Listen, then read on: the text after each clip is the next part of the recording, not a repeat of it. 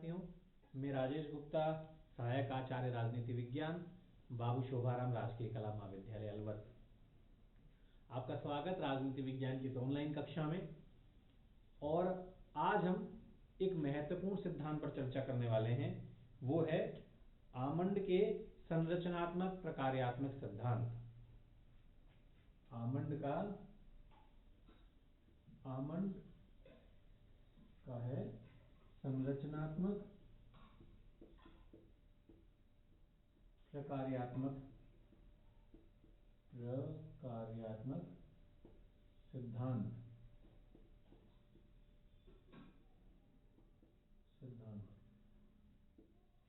Actually ये राजनीतिक व्यवस्था का जो सिद्धांत है उसी का भाग है। राजनीतिक व्यवस्था का सिद्धांत उसका ही ये क्या है, भाग है।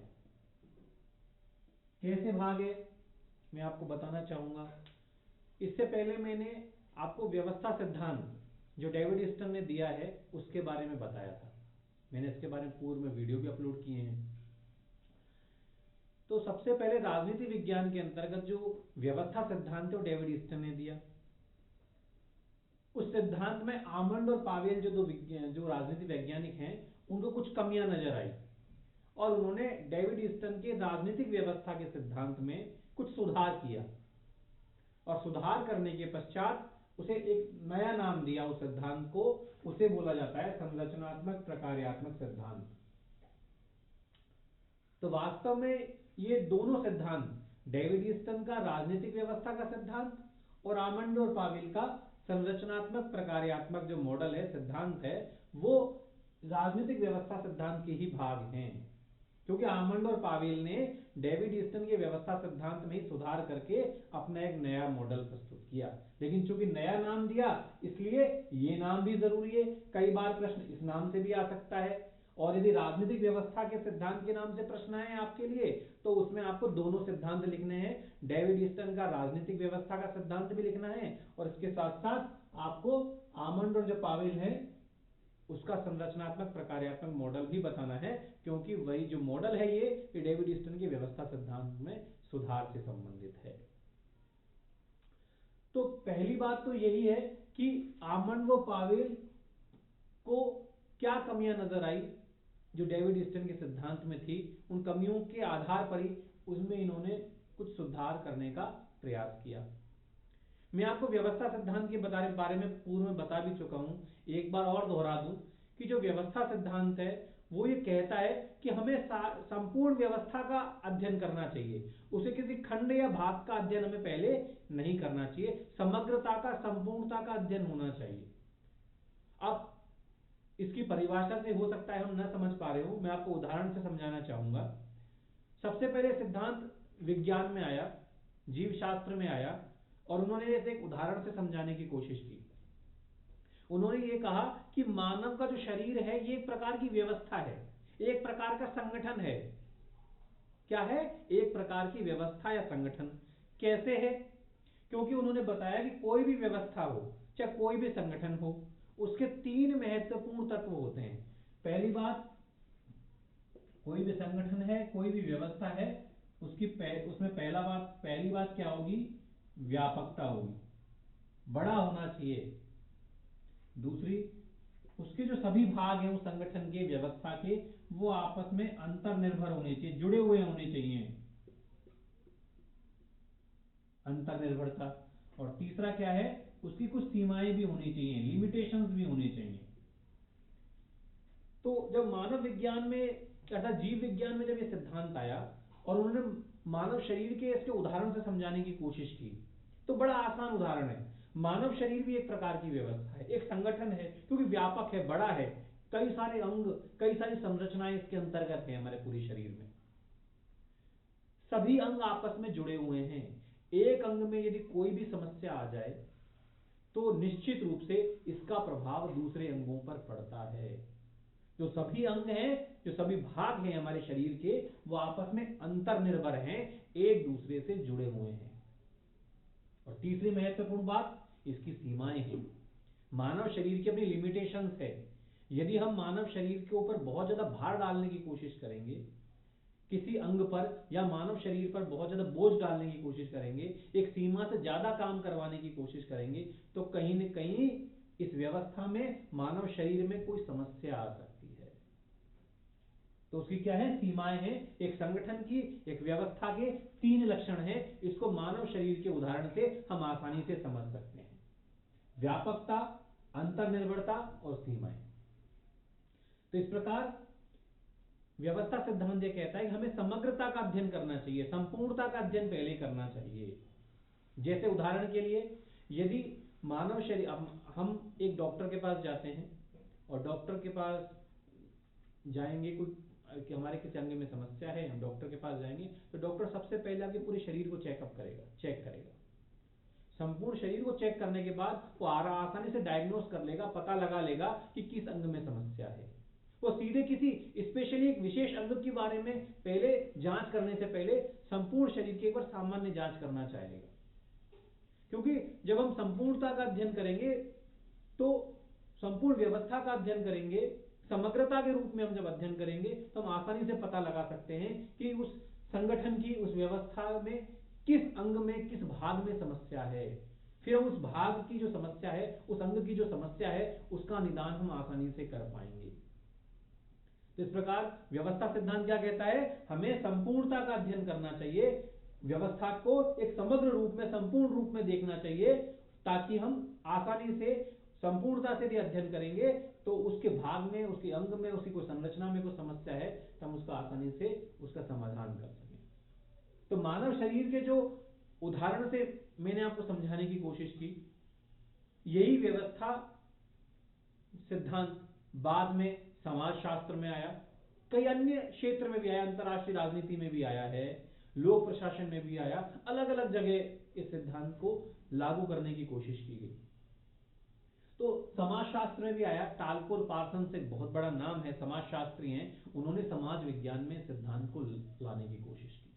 उन्होंने बताया कि जिस प्रकार जीव विज्ञान कहता है कि मानव शरीर एक प्रकार की व्यवस्था है, एक प्रकार का पूरा संगठन है, उसी प्रकार समाज भी तो एक प्रकार की व्यवस्था है। जिस प्रकार मानव शरीर में कई सारे अंग हैं जो आपस में जुड़े हुए हैं, समाज भी तो एक प्रकार का संगठन है, समाज भी तो एक प्रकार का सिस्टम है, समाज भी तो एक प्रकार की बड़ी व्यवस्था है, जिसमें कई सारी छोटे छोटे संरचनाएं हैं, संस्थाएं हैं। समाज में कई सारी संस्थाएं काम करती है, उप संस्थाएं काम करती है, उप संरचनाएं काम करती हैं, जो सभी आपस में जुड़ी हुई हैं। और जो समाज में जितने भी संगठन कार्य करते हैं, समाज में जितनी भी संस्थाएं काम करती हैं, क्योंकि समाज एक बहुत बड़ा संगठन है, हम सभी उस सामाजिक व्यवस्था के अंग हैं। तो यदि समाज में कोई भी संस्था या कोई संरचना सही तरीके से कार्य नहीं करती है, तो इसका प्रभाव अन्य अंगों पर, अन्य संरचनाओं पर, अन्य व्यवस्था पर पड़ता है। हम जानते हैं हमारा जो एक सामाजिक व्यवस्था है, निश्चित रूप से यदि एक कोई संगठन में, एक कोई संस्था में, एक कोई संरचना में यदि कोई समस्या हो जाए, तो इसका प्रभाव पूरे समाज पर पड़ता है। समाधान क्या है?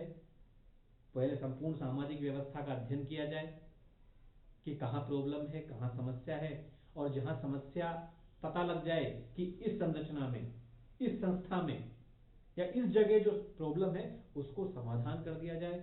यदि उसमें सुधार किया जाए, सुधार न किया जा सके, उसको बदल देना चाहिए, उस व्यवस्था को, सिस्टम को, संरचना को, ताकि जो राजनीतिक व्यवस्था, जो सामाजिक व्यवस्था है, पूरी तरीके से दोबारा कार्य कर सके। तो समाज विज्ञान में टालपोल पार्सन सिद्धांत को लेके आए।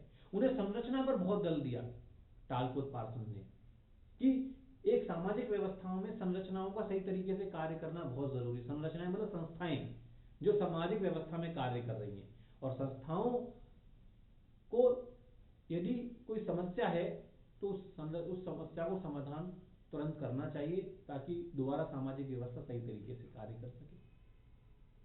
टालपोल पार्सन ने संरचनाओं पर बहुत जोर दिया। डेविड ईस्टन, जो कि राजनीतिक शास्त्री थे, उन्होंने टालपोल पार्सन से सिद्धांत को ग्रहण किया। उनको लगा कि जब समाज शास्त्री ये कह रहे हैं कि समाज एक प्रकार की व्यवस्था है, तो राजनीति भी तो एक प्रकार की व्यवस्था है। तो टालपोल पार्सन से प्रभावित होकर डेविड ईस्टन ने राजनीति विज्ञान में भी इस व्यवस्था सिद्धांत को लाने की कोशिश की। उन्होंने कहा कि राजनीति एक प्रकार की व्यवस्था है, यहाँ भी कई सारी संस्थाएं काम कर रही हैं, व्यवस्थापिका, कार्यपालिका, न्यायपालिका और बहुत सारी संस्थाएं काम कर रही हैं। उपसंरचनाएं भी, छोटी छोटी संस्थाएं भी हैं कई। ये सभी मिलकर एक राजनीतिक व्यवस्था के रूप में कार्य करती हैं।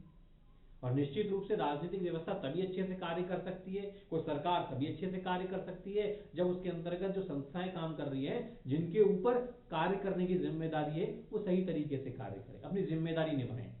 यदि एक संस्था में, एक संरचना में यदि गड़बड़ी हो गई तो उसका प्रभाव अन्य संस्थाओं पर पड़ेगा और उसका प्रभाव पूरी राजनीतिक व्यवस्था पर पड़ सकता है और राजनीतिक व्यवस्था गड़बड़ा सकती है। इसलिए सबसे पहले क्या किया जाए, संपूर्ण राजनीतिक व्यवस्था का अध्ययन किया जाए।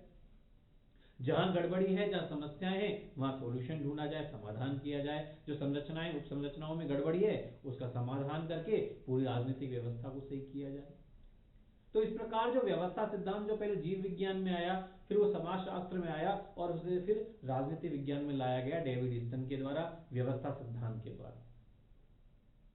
तो डेविड ईस्टन ने राजनीतिक व्यवस्था के सिद्धांत को समझाने की कोशिश की। जो संगठन के जो तत्व हैं, जो व्यवस्था के जो तत्व हैं, जो मानव जीव शास्त्र में माने गए, वही डेविड ईस्टन ने बताया कि संगठन के लिए 3 तत्व चाहिए। वो व्यापक होना चाहिए, वो अंतर्निर्भर होना चाहिए, वो सीमाएं होनी चाहिए उसकी। तो राजनीतिक व्यवस्था भी एक व्यवस्था ही तो है। समाज एक बहुत बड़ी व्यवस्था है, राजनीति उसकी उपव्यवस्था है। समाज का पार्ट ही तो राजनीति है। तो राजनीति भी व्यापक है, राजनीतिक व्यवस्था बहुत बड़ी व्यापक है, पूरा सिस्टम जुड़ा हुआ है इससे, सभी आपस में अंतर्निर्भर हैं। जितनी भी संस्थाएं हैं वो आपस में अंतर्निर्भर है, क्योंकि एक संस्था जो कार्य कर रही है, एक संरचना जो कार्य कर रही है, उसका प्रभाव अन्य संरचनाओं पर भी पड़ता है, अन्य संस्थाओं पर भी पड़ता है। इसके अलावा उसकी सीमाएं भी हैं। एक राजनीतिक व्यवस्था पर एक जो कार्य कर रही है, जिनके ऊपर कार्य करने का दायित्व है जिन संस्थाओं पर, उन पर यदि बहुत ज्यादा कार्य का बोझ लाद दिया जाए, उनको बहुत ज्यादा कार्य दे दिया जाए, तो निश्चित रूप से कहीं कहीं वो संस्था उनको निर्णय में कन्वर्ट नहीं कर पाएगी। ज्यादा बोझ आ गया तो कहीं न कहीं व्यवस्था गड़बड़ा सकती है। इसलिए यदि कोई राजनीतिक व्यवस्था में कोई गड़बड़ होती है, कोई समस्या पैदा होती है, तो हमें पूरी राजनीतिक व्यवस्था में जो संरचनाएं, जो उपसंरचनाएं काम कर रही हैं, एक बार पूरी राजनीतिक व्यवस्था को हमें देखना चाहिए, चेक करना चाहिए, और जिस संरचना में, उपसंरचना में कोई समस्या है तो उसका तत्काल रूप से निदान करना चाहिए, ताकि राजनीतिक व्यवस्था अच्छे से कार्य कर सके। इस प्रकार एक व्यवस्था सिद्धांत क्या कह रहा है कि हमें समग्रता का, संपूर्णता के रूप में अध्ययन करना चाहिए। हमें किसी खंड या भाग के बजाय संपूर्ण व्यवस्था को एक बार समग्र रूप में देखना चाहिए, ताकि हम समस्या का पता लगा सकें और फिर उसका समाधान ढूंढ सकें, ताकि राजनीतिक व्यवस्था अच्छे से कार्य कर सके। तो डेविड ईस्टन ने सबसे पहले इस सिद्धांत को लेके आए। उद्देश्य क्या था, हम दुनिया में जितनी भी शासन व्यवस्थाएं हैं उनका पता लगा सकें कि कोई देश इतने अच्छे से कार्य क्यों कर रहा है, कोई देश इतना अविकसित क्यों है, कहाँ गड़बड़ी है, कहाँ समस्याएं हैं। हम दुनिया के देशों की शासन व्यवस्थाओं का तुलनात्मक अध्ययन कर सकें। जैसे कई विकसित देश हैं तो वहां की राजनीतिक व्यवस्था अच्छे से कार्य कर रही है, तो वो क्यों अच्छे से कार्य कर पा रही हैं। अविकसित देशों की राजनीतिक व्यवस्थाएं भी इतनी आगे क्यों नहीं है, क्या, कहाँ इन पे सुधार करना चाहिए। तो डेविड ईस्टन ने राजनीतिक व्यवस्था का सिद्धांत दिया, और इस व्यवस्था के सिद्धांत में उन्होंने कुछ बातें बताने की कोशिश की। मैं चर्चा पूर्व में कर चुका हूं, लेकिन चूंकि आमंड और पावेल के संरचनात्मक प्रकारात्मक सिद्धांत को मुझे स्पष्ट करना है, तो कहीं की डेविड ईस्टन की व्यवस्था सिद्धांत को भी हमें एक बार समझाना, यहाँ पर दोहराना जरूरी है। तो ईस्टन कहते हैं कि समाज एक प्रकार की व्यवस्था है, और उस समाज को उन्होंने कहा है पर्यावरण। क्या कहा है? पर्यावरण। और इस पर्यावरण से क्या आती हैं? सरकार के पास मांगे आती हैं, समाज से मांगे आएंगी। ये है सरकार, रूपांतरण प्रक्रिया जिसे उन्होंने कहा है, और समाज से जो मांगे लोगों की क्या आएंगी? मांगे, और मांगों के पीछे होगा समर्थन। मैं आपको बता भी चुका हूं। और इनको उसने कहा है आगत। आगत क्यों कहा है? क्योंकि सरकार के पास मांगे आती हैं, निर्णय, नीतियां, सरकार बनाएगी, और ये है निर्गत। ये निर्गत दोबारा लोगों तक पहुंचते हैं फीडबैक के द्वारा।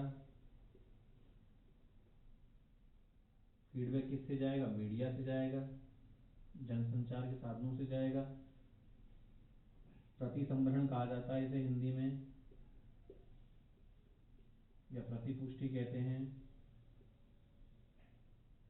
ठीक है, और ये फीडबैक दोबारा सरकार के पास आता है। इस प्रकार की राजनीतिक व्यवस्था निरंतर चलती रहती है, डेविड ईस्टन ऐसे कहते हैं। अब डेविड ईस्टन ये बताने की कोशिश कर रहे हैं कि राजनीतिक व्यवस्था कैसे काम करती है। वो ये कहते हैं कोई भी देश हो, उसका एक पूरा सिस्टम है, उसकी एक व्यवस्था है। व्यवस्था में क्या है? समाज है एक तरफ, उन्होंने समाज को पर्यावरण कहा है। उन्होंने कहा समाज से मांगे आएंगी सबसे पहले, हम भी उस समाज के अंग हैं, हम भी सिस्टम के भाग हैं, हम पर्यावरण में हैं, हम सामाजिक व्यवस्था के अंग हैं। तो इस समाज, जो लोगों की जो आवश्यकताएं होंगी, वो मांगों के रूप में किसके पास आएगी? सरकार के पास आएगी। ठीक है, और सरकार के पास आएंगी, तो जब मांगे सरकार के पास आएगी तो सरकार उन मांगों पर निर्णय लेगी। यदि उचित मांगे हुई, सही मांगे हुई, तो उन पर निर्णय किया जाएगा। ठीक है, तो इन मांगों को उन्होंने क्या कहा है? आगत। ये मांगे समर्थन ही आ रहे हैं, यहां से आ रही है। तो मांगे जब सरकार के पास आई, सरकार ने उन पर निर्णय ले लिया, और जो निर्णय है वो मीडिया के द्वारा, फीडबैक के द्वारा किसके पास पहुंच गया? दोबारा जनता के पास। मांगे यदि सरकार ने मान ली, उस पर उचित निर्णय लिया, तो लोग क्या करेंगे? उसका समर्थन करेंगे। क्या करेंगे? समर्थन करेंगे।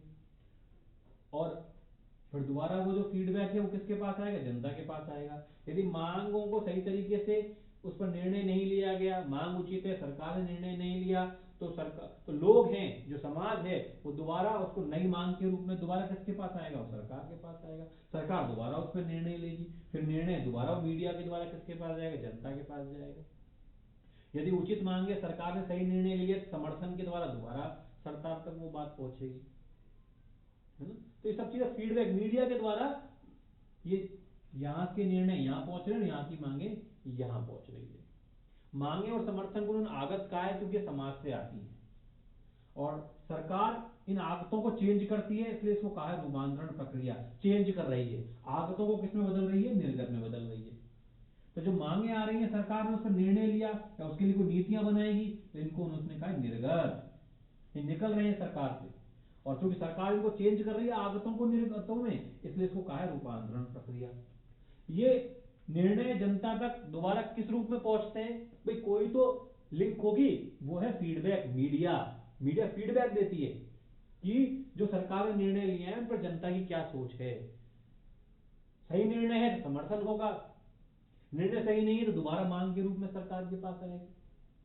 तो फीडबैक, और फीडबैक दोबारा यहाँ आ जाता है। तो इस प्रकार ये राजनीतिक व्यवस्था निरंतर रूप से चलती रहती है, ऐसा डेविड ईस्टन मानते हैं। सातत्य रूप से, निरंतर रूप से चलती रहती है ना। लेकिन समस्या, कहते हैं डेविड ईस्टन, कि यह मांगों का बोझ ज्यादा नहीं होना चाहिए। यदि आगत ज्यादा हो गए, मांगे ज्यादा हो जाएगी, तो क्या होती, जो सरकार है उन मांगों पर ज्यादा समुचित निर्णय नहीं ले पाएगी। मांगों का बोझ ज्यादा हो गया तो सरकार में समस्या हो सकती है, ये व्यवस्था जो है वो गड़बड़ा सकती है। और उनको आगतों को जब यदि निर्गतों में नहीं बदला गया, जो लोगों की यदि मांगे ज्यादा हैं, लोगों की जरूरतें ज्यादा है, और मांग के रूप में यदि सरकार तक पहुंचती हैं और सरकार उनको निर्णयों में नहीं बदल पाएगी, तो निश्चित रूप से उस राजनीतिक व्यवस्था में गड़बड़ी हो सकती है। इसलिए क्या जरूरी है? ईस्टन कहते हैं कि जो मांगों में संतुलन होना चाहिए। मांगे अब उतनी सही आए, समुचित रूप से आए, और उन मांगों को ताकि सरकार सही निर्णय लेकर उनको दोबारा फीडबैक के द्वारा जनता तक पहुंचा सके। उन्होंने मांगों के भी 4 प्रकार बताए, मैं आपको बता चुका हूं। समर्थन के भी उन्होंने 4 प्रकार बताए, है ना, और निर्गत के भी उन्होंने 4 प्रकार बताए हैं। तो इस प्रकार डेविड ईस्टन ने बताने की कोशिश की कि व्यवस्था, सिस्टम तभी अच्छे से काम कर सकता है जब आगतों का भार ज्यादा नहीं होना चाहिए। मांगे सही रूप में एक आ रही हैं तो सरकार उस पर सही तरीके से निर्णय लेकर दोबारा फीडबैक के द्वारा लोगों तक वो चीजें पहुंच जाएंगी। यदि आगतों का भार ज्यादा है, मांगे ज्यादा हैं, तो राजनीतिक व्यवस्था में गड़बड़ी हो सकती है। इसके आधार पर उन्होंने समझाने की कोशिश की कि जो कई देशों की राजनीतिक व्यवस्थाएं इसलिए गड़बड़ा जाती हैं, कई देश अच्छे तरीके से इसलिए कार्य नहीं कर रहे हैं क्योंकि वो मांगों का बोझ ज्यादा है, वह आगत ज्यादा है, और जो मांगे आ रही हैं उनके आधार पर सरकार उनको सही रूप से निर्णय में परिवर्तित नहीं कर पा रही है। इसीलिए कई देशों में राजनीतिक अस्थायित्व की समस्या पैदा होती है। तो इस डेविड ईस्टन ने इस सिद्धांत को समझाने की इस प्रकार से कोशिश की। अब हम बात करते हैं आमंड की। आमंड ने इस सिद्धांत को जब देखा, डेविड ईस्टन के सिद्धांत को, तो उनमें कुछ कमियां नजर आई। डेविड ईस्टन के सिद्धांत में आमंड ने ये देखा कि उनका जो सारा ध्यान है वो संरचनाओं पर है। अब हम संरचनाएं पर ज्यादा ध्यान है, संरचनाएं संरचनाएं संरचनाएं। आमंड कहते हैं कि संरचनाएं महत्वपूर्ण हैं, लेकिन संरचनाओं से ज्यादा महत्वपूर्ण उनके प्रकार हैं। प्रकार मतलब कार्य, वर्क, कार्य ज्यादा महत्वपूर्ण है। तो जहां डेविड ईस्टन ने संरचनाओं पर ज्यादा महत्व दिया, इसलिए वो टाल्को और पार्सन्स से प्रभावित थे। आमंड और पावेल ने किस पर महत्व दिया है संरचनाओं की तुलना में? प्रकार्य में, उन संरचनाओं के कार्यों पर। इसलिए वो मल्टन, एक दूसरे समाजशास्त्री हैं, उनसे ज्यादा प्रभावित हुए। तो आमंड और पावेल जो हैं वो मल्टन से प्रभावित होकर उन्होंने अपना सिद्धांत दिया, जबकि जो ईस्टन थे वो टाल्को और पार्सन्स से प्रभावित होकर उन्होंने सिद्धांत दिया। क्योंकि पार्सन संरचनाओं से प्रभावित था, तो ईस्टन ने सारा जो जोर है वो संरचनाओं पर रखा। आमंड और पावेल कहते हैं संरचनाओं की तुलना में प्रकार्य ज्यादा महत्वपूर्ण है, कार्य ज्यादा महत्वपूर्ण है संरचना के, इसलिए वो मल्टन से प्रभावित हुए। आमंड कहते हैं कि कार्य इसलिए ज्यादा महत्वपूर्ण है क्योंकि एक राजनीतिक व्यवस्था में कई संरचनाएं कई बार एक ही काम करती हैं, कई संरचनाएं एक ही काम करती हैं, और दूसरी ओर ऐसा भी होता है कि अनेक संरचनाएं कई बार एक काम करती है, या फिर किसी कार्य को करने के लिए अनेक संरचनाओं की आवश्यकता पड़ती है, और एक कार्य के लिए कई संरचनाओं की आवश्यकता भी कर सकती है, कई संस्थाओं की भी आवश्यकता पड़ती है, या फिर कई संस्थाएं मिलकर कई बार एक कार्य को करती है। इसलिए संरचनाओं की दृष्टि की तुलना में आमंड और पावेल ने किसको महत्वपूर्ण दिया? महत्वपूर्ण माना प्रकार को, कार्य को। दूसरी महत्वपूर्ण बात, जो ईस्टन है वो आगत और निर्गत के रूप में उन्होंने अपना सिद्धांत दिया, फीडबैक आया इसमें उनका। लेकिन आमंड ने आगत पर ज्यादा फोकस रखा। किस पर ज्यादा फोकस रखा? आगत पर। उन्होंने कहा कि जो निर्गत का जो कार्य है ये तो औपचारिक संस्थाएं करते हैं, सरकारी संस्थाएं हैं जो निर्णय बदल रही हैं, कार्यपालिका, व्यवस्थापिका, न्यायपालिका। लेकिन जो आगत का जो कार्य है, जहां से मांग आती है, ये जो मांगे कौन लेके आ रहा है सरकार के पास? राजनीतिक दल, दबाव समूह, अन्य कई संगठन। तो जो आमंड का ध्यान है वो आगत पर ज्यादा है। उन्होंने कहा कि निर्गत की तुलना में क्या महत्वपूर्ण है? आगत ज्यादा महत्वपूर्ण है। आगत में गैर औपचारिक तत्व शामिल है, क्योंकि यहीं से मांग आ रही है, तो हमें इन्हीं को संतुलित करना पड़ेगा। यदि मांगों का प्रेशर, यदि हमें रोकना है, अनुचित मांग ना आए, तो हमें इस जो आगत जो तत्व है, जहां से मांग आ रही है, उस व्यवस्था को अच्छे तरीके से सुधारना पड़ेगा। तो आमंड और पावेल ने जो आगत तत्व है उस पर ज्यादा कंसंट्रेट किया, उन्होंने ज्यादा ध्यान रखा। और जहां ईस्टन ने संरचनाओं को ज्यादा महत्व दिया, आमंड ने संरचनाओं की तुलना में प्रकार्य, कार्य को ज्यादा महत्वपूर्ण माना, क्योंकि एक ही कार्य को कई अनेक संरचनाएं करती हैं, कई या फिर कई बार अनेक संरचनाएं मिलकर एक कार्य को करती हैं, या एक कार्य करने के लिए कई बार अनेक संरचनाओं की आवश्यकता होती है। तो इस प्रकार कहीं भी डेविड ईस्टन ने जहां आगत और निर्गत के रूप में अपने सिद्धांत को दिया, वहीं आमंड ने आगत पर ज्यादा तत्व ध्यान रखा और संरचनाओं की तुलना में प्रकार्य या संरचनाओं के जो कार्य हैं उनको ज्यादा महत्व माना।